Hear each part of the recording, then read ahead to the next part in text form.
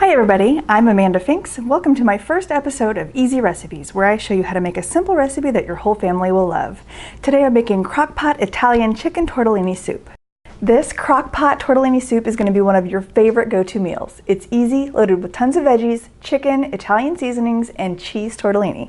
Let's get started. To a large slow cooker, add 1½ cups of sliced carrots, 1½ cups of sliced celery, 1 cup of chopped yellow onion, and 1½ teaspoons of minced garlic.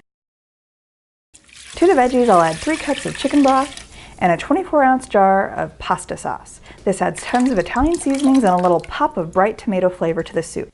Next, I'll add my seasonings, which is 1 teaspoon of Italian seasoning, a ½ teaspoon of salt, and a 1/4 teaspoon of pepper. Give this a good stir so it's all well combined.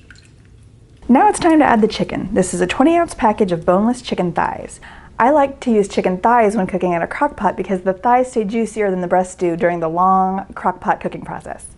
Push the chicken down into the liquid, trying to get it completely submerged. Then cover the crock pot and cook it on low for 6 hours.